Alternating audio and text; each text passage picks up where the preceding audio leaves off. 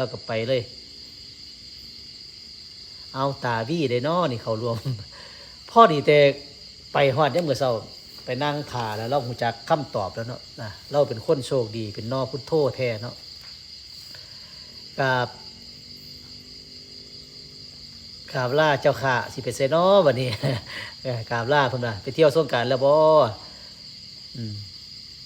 พ่อแต่เล่าหูคำตอบแล้วเราก็ไปท